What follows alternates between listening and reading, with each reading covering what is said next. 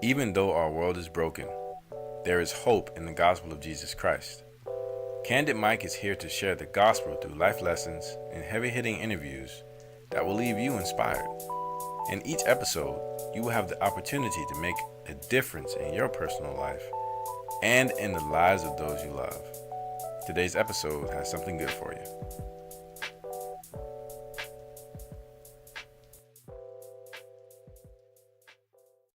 Hey everybody, I want to welcome you back to Candid Mike. I'm Mitchell Lavender, your host, and it's my pleasure to be with you guys again.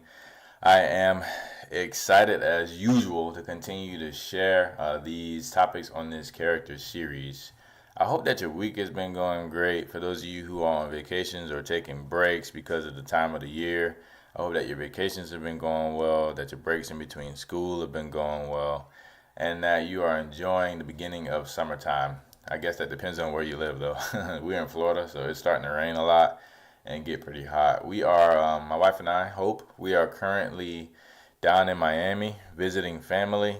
It's great to be here still. We are going to get to see some friends from Spain pretty soon. They are flying in, and we'll be here for a couple of days. And I don't know, it's amazing how God just provides the time to be with people you love. And it's something that I'm very, very thankful for. And I know that I might not always have the time like this to be able to spend with family. And I also know that family won't always be around. But I'm definitely just overflowing with gratitude and praise to God because I get to spend intimate time with our family. It's been so cool. We got to go to Painting with a Twist the other day on Mother's Day with my mom and my dad, my sister, and a couple of friends, and also Hope and I. Obviously, we had such a good time. I don't know if you've ever got a chance to do that, but it was so fun just being with each other, learning together, and painting. If you haven't heard of Painting with a Twist, what they do is you go online and you register for a particular class, and you pick which painting you want to try, and then your group goes at a certain time and you're in a room with probably 30 people, but you're at your own table with your own canvases, your own easel, your own brushes, and your own paint. And your instructor is in front of the class and she's walking you through step by step how to paint this painting. So you learn these things. I mean, like for me, I've never done it before at all, but I learned how to blend paint. I know now how to make two colors or a few different colors of paint all flow together where there's no clear dividing line. And I learned how to. I mean, it's awesome. I can post a photo on the Instagram of the painting that we did, the paintings that we did, if you guys want to check it out. But if you get the chance, just Painting with a Twist is awesome, and that's just I don't know. It's just a fresh and refreshing, intimate time with my family that I'm very thankful that God gave me, and I really, really, really do appreciate it. I hope that you all are getting time with your family, with your loved ones, with the people you care most about.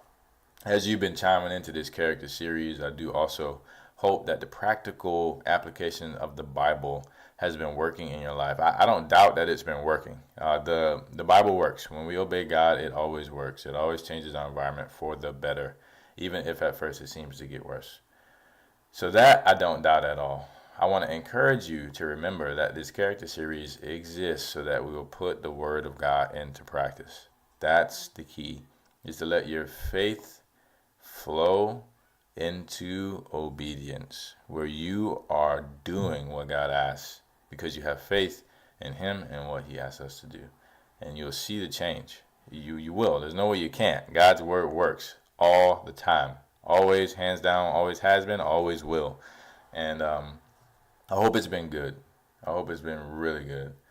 Last week we spoke about being a teammate and how you have to have humility and the willingness to surrender to the purpose of the team and work together. And I hope that that's been going well. Please let me know. Either send me an email to candidmikepodcast@gmail.com or drop a comment on Podbean under this podcast or the next podcast just to let me know how it's going for you. What challenges are you facing? What are some tips or things that you could offer us so that we can learn from you? And also, too, if you have a desire to hear anything, please let us know.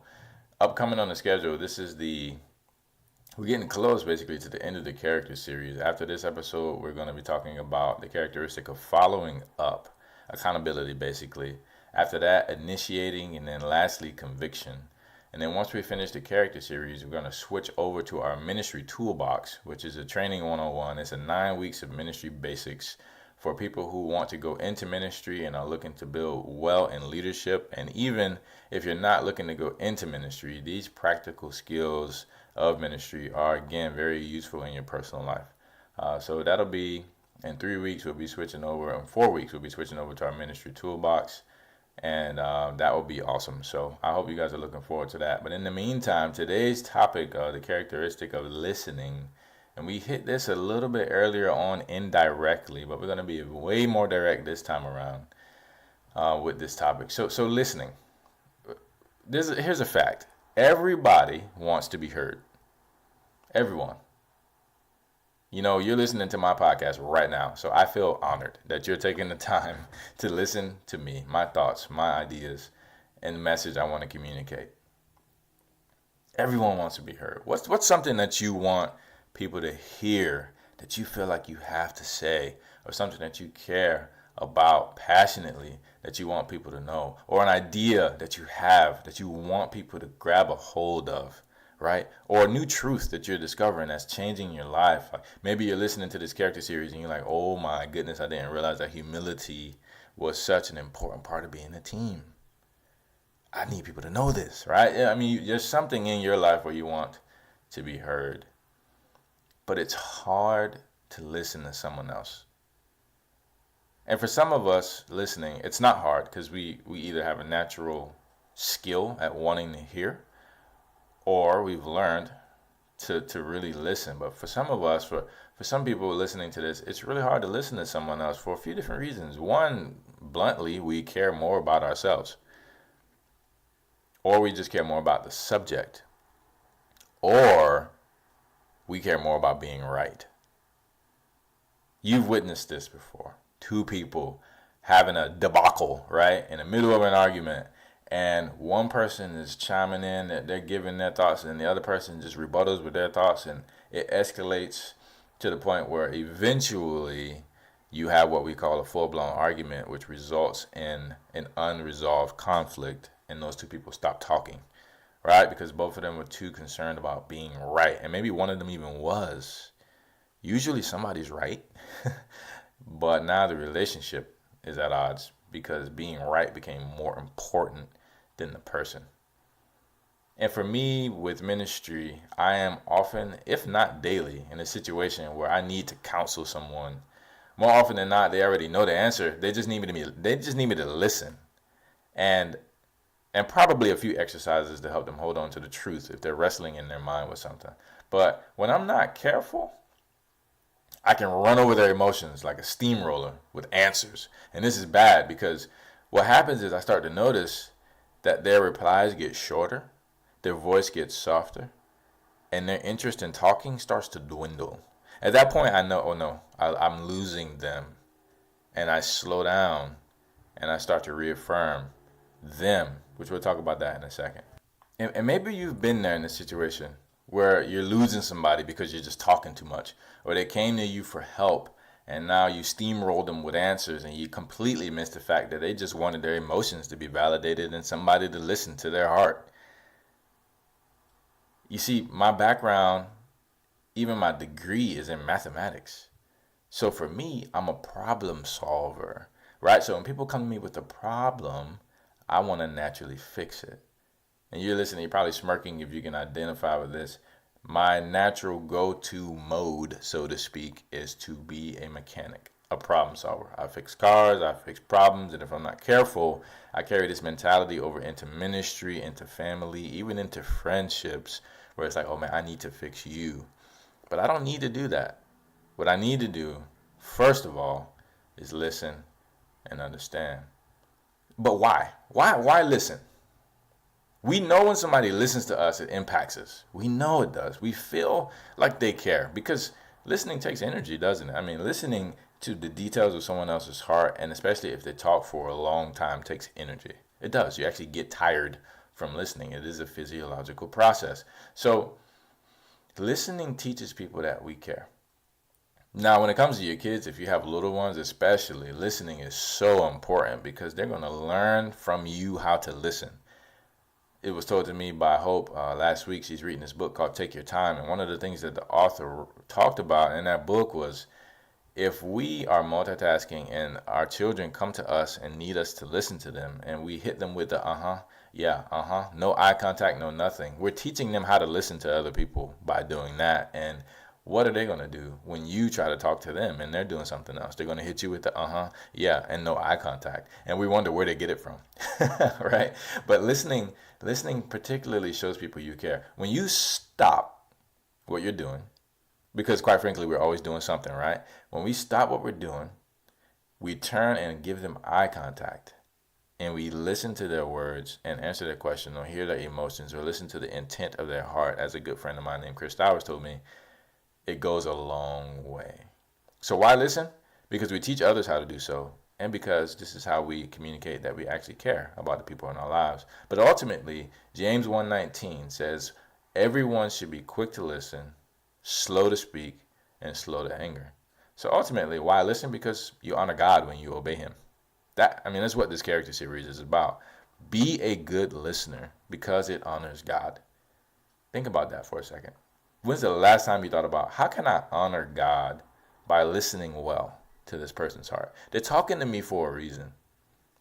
How can I serve them the way God needs me to serve them? What if you had trouble getting God to listen to you?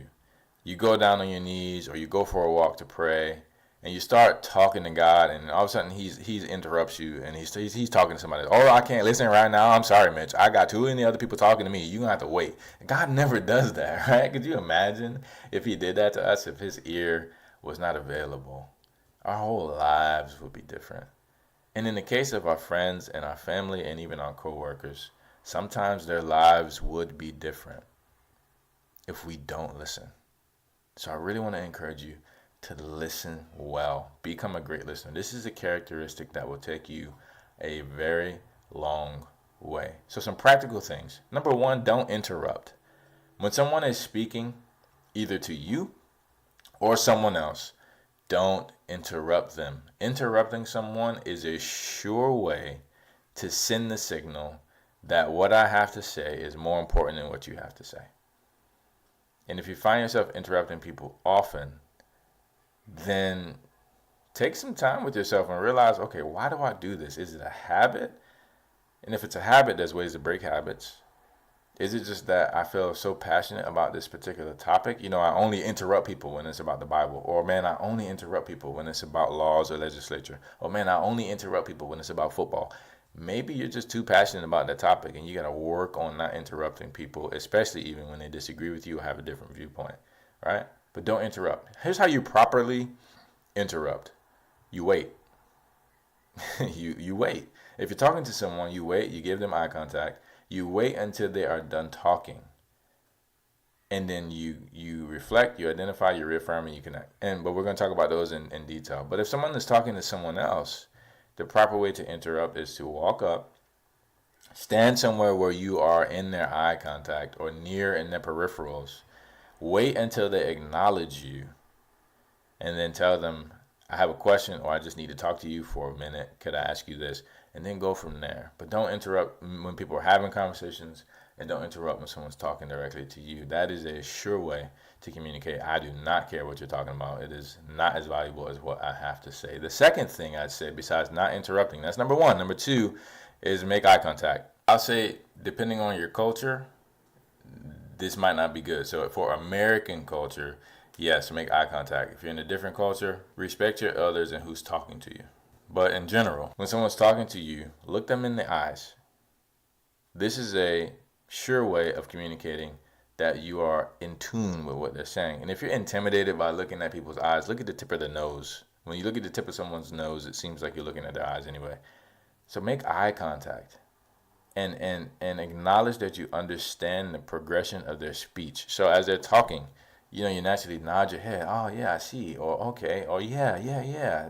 Be engaged with the person who's talking to you is number two. The next few steps take a little bit more energy. Reflecting and clarifying. When someone's talking to you, let's say someone comes up to you and says, you know what, man, I'm having a really hard time at work. I'm new here, and I just feel like my coworkers aren't really adjusting to me well. I know that they welcome me. They had the whole welcoming party, but when I ask people questions, they're short with me, and I'm not sure why they're so short with me. And certain other people are not short with me, but then it just seems to be a collective group over here in the left in the left side of the office that are a bit more short with me than other people. At that point, okay, you can reflect and clarify. Wait, so what you're saying is you feel like some of your coworkers are short with you? Yeah, man. Like I feel like they're short with me when I ask them questions. Okay. So when did this start? Like you start to reflect and clarify. Reflecting is repeating what they told you. Literally like you're a mirror. I put words out, the mirror bounces the words right back. And when you do that, the person has the opportunity to go deeper into what they're saying and to also clarify anything that was misinterpreted.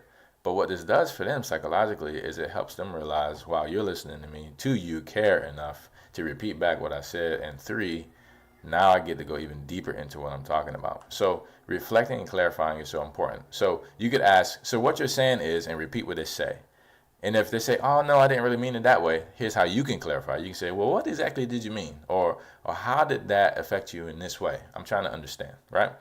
That's reflecting and clarifying. Mega important because it sends a signal to that person. You're with them and you care. Now identifying with them. In this same situation in the office, you can say, oh, wow, I can see how that can make you feel that way. For me, I used to go through that when I was on my baseball team. Sometimes I just felt like some of the guys were really against me, even though we were on the same team, but then the other ones were really with me. I know it's not the same exact situation, but I could feel ostracized a little bit. Is that how you felt? Right? So identifying is taking what they're going through, sifting through your life to see if you have a common ground with them anywhere, and telling them about that common ground so they realize that you're with them and you can relate to what they're going through. And you may not be able to relate exactly to what they're going through. In that case, don't lie, right? Don't tell them, oh, I can relate, and you really can't relate. Tell them, hey, I've been in a situation like this before. I know it's not similar, but the concept could be the same, man. You're not alone, right? Identify with the person. Help them realize they're not alone. And then reaffirm. I hear you. I understand what you mean, right? I went through this too. It's not the same, but again, sort of kind of with identifying, but reaffirming the fact that you hear them or that you understand what they mean. And if you've gone through the same exact thing, then tell them you understand. But if you haven't gone through the same exact thing and you're not in the exact same situation, for example, if someone lost a parent, right, or a friend, and you haven't, then tell them, I hear you. I'm with you. I'm not going through that, but I'm with you. And that way, you identify and reaffirm with them. And the last thing I'd say, man, is just connect. Ask them this question. Do you feel like I understand what you're telling me? And that gives them the freedom to say, you know what, yeah, I feel like you get me. Or no, I don't feel like you understand. And then if they say no, then ask them, well, how can I understand? Like, help me understand you more. Right? This gives them, again, the opportunity to go deeper into clarification and to let you know what they feel like you've missed. So practically speaking, 1, don't interrupt. 2, make eye contact. Be engaged. 3, reflect and clarify. Repeat what they say so that they can give you what you missed. Identify with them. Talk to them about how you can see how they could feel that way, and those feelings are pretty normal. Reaffirm. I hear you. I understand what you mean. I went through this or I went through that. Connect with them. Do you feel like I understand you? This is a really good template for listening. It's not the only one, but it works really well, and it can save you a friendship or even help build one. So whether you are with your spouse, family members, friends, coworkers, taking the time, putting in the energy to listen like this and to understand could be the very difference between a friendship and a rivalry. It could be the very difference between your children feeling like they can come to you because you care. It can be the very difference between your wife or your husband feeling like, you know what, I can really talk to my wife or I can really talk to my husband about how I feel because I know they care about these feelings. This is extremely important. This is one of the characteristics I think we all need more and more of in our life because this creates a safe space and it allows us to bond to the people who are around us in a very intimate way. in a way that will make a difference, in a way that will communicate that we care, and in a way that will allow us to do what the next episode is about, which is about following up with people. So I hope this is encouraging as usual, guys. Thank you so much for tuning in. Please continue to put the word of God into practice. That's the key. All these practical things are just based on the Bible. If you put the Bible into practice in your life, God will work in your life, and he will transform you and your friends and your family and your coworkers and your atmosphere in ways that you can't even imagine. I hope this again is encouraging. Thank you guys for giving me the time. I look forward to talking with you guys next week, and we'll be talking about the characteristic of following up. Thanks again. Until next time. Thank you for listening to Candid Mike, where we share life and ministry principles to inspire transformation and ministry development. Each episode is a joy for us to record, and we are so thankful that you tune in to listen to us. A big thanks to Steezy Prime for our show music, which you can find more of his music on SoundCloud at Steezy Prime. Please stay tuned for our next episode and follow us on Instagram at Candid Mike Podcast. Thank you. Until next time.